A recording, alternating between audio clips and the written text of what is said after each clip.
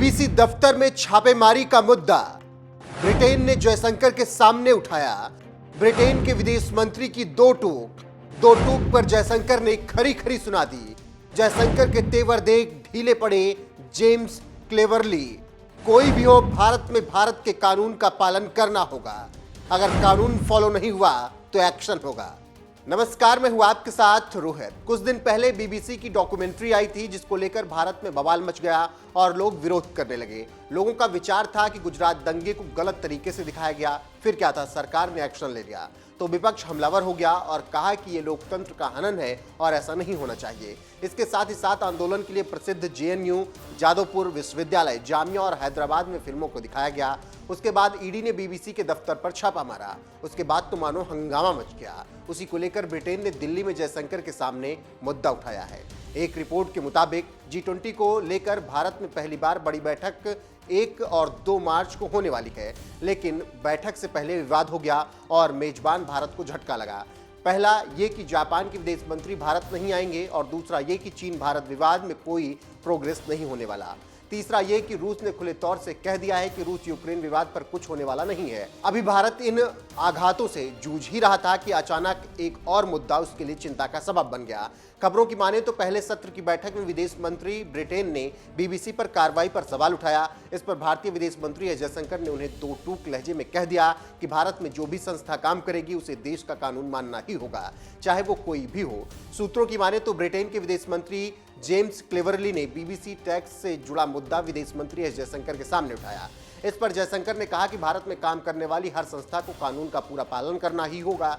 जयशंकर ने BBC tax के मुद्दे पर ब्रिटेन के नेता से दृढ़ता से कहा कि भारत में काम करने वाली सभी संस्थाओं को प्रासंगिक कानूनों का पालन करना होगा और जो भी इस कानून का पालन नहीं करेगा उसके खिलाफ कार्रवाई की जाएगी। आपको जानकारी देते चलें कि बीबीसी के दिल्ली और मुंबई स्थित दफ्तरों की इनकम टैक्स के अधिकारियों ने तलाशी ली। 14 फरवरी को शुरू हुआ सर्वे अभियान 3 दिनों तक चला था। इनकम टैक्स डिपार्टमेंट ने बताया कि बीबीसी ने इंटरनेशनल टैक्स में घपला किया। बीबीसी पर इस कार्रवाई का मुद्दा ब्रिटिश संसद में भी उठा। तब ब्रिटेन की सरकार और विपक्षी लेबर पार्टी ने बीबीसी का बचाव करते हुए इनकम टैक्स सर्वे पर चिंता जाहिर की थी। अब बस उसी बात को ब्रिटेन के विदेश मंत्री जेम्स क्लेवरली ने बाकायदा उठाया है, जिसका करारा जवाब उन्हें मिला है। वहीं आपको यह भी जानकारी होगी कि इनकम टैक्स सर्वे से पहले बीबीसी ने 2002 गुजरात दंगों पर एक डॉक्यूमेंट्री रिलीज की थी। बीजेपी ने इसे भारत के खिलाफ दुष्प्रचार करार दिया था। इंडिया द मोदी क्वेश्चन नाम से जारी इस डॉक्यूमेंट्री पर भारत में पाबंदी लगा दी। बस इसी बात से बवाल हो गया और लोग मोदी और सरकार की आलोचना करने लगे, जिसका मुद्दा आज भी उठाया गया, लेकिन भारत ने करारा जवाब दिया है, जिसके बाद से ब्रिटेन के तेवर ढीले पड़े हैं। और ये जो खबर हमने आपको बताई, फिलहाल ये खबर सूत्रों के हवाले से है, लेकिन जिस तरीके से जयशंकर ने जवाब दिया है उसके बाद समझा जा सकता है कि किस तरीके से भारत ने कड़ा रुख अख्तियार किया है और इस पर कितना विवाद या समाधान आगे होगा ये देखना दिलचस्प होगा। यहाँ हम जेम्स क्लेवरली की आपको बातचीत सुनवाते हैं कि उन्होंने क्या कुछ कहा है। UK's position is that Russia's invasion of Ukraine is unacceptable, and we are helping to defend the UN Charter and sovereignty and territorial integrity, and we really hope that this war comes to a swift conclusion. That's what we're working towards. But at the moment today, I am speaking with my international colleagues on a whole range of important international issues whilst being hosted by the Indian government. I'm very, very pleased to be here.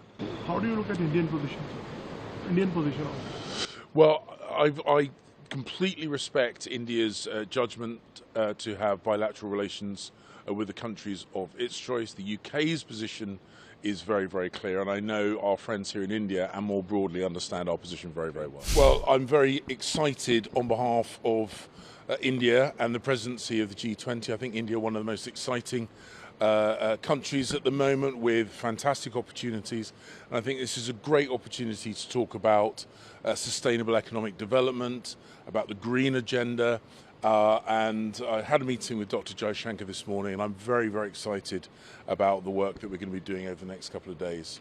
Sir, big question here is, when are we expecting to conclude FTA?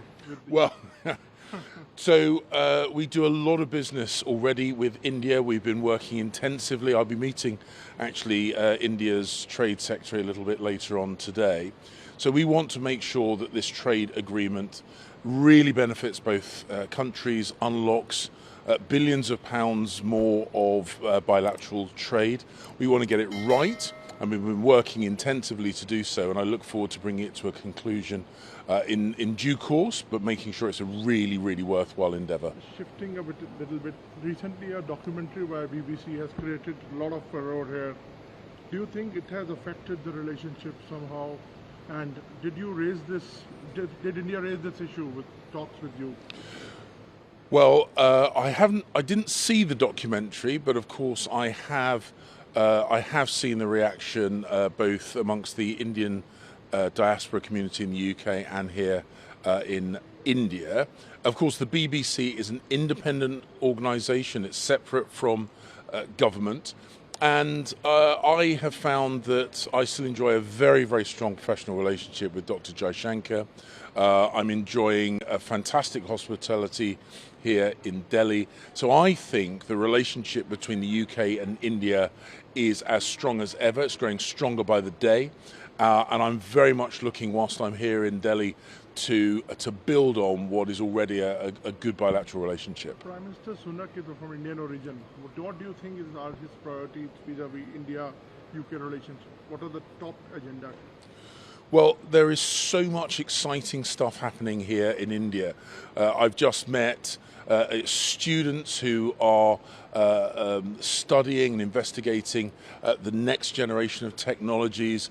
I launched the Young Professionals Scheme, whereby 3,000 Indians, young Indians can come to the UK each year, and 3,000 Brits can come here to India to work together, to learn together, to develop answers to the challenges of the future together.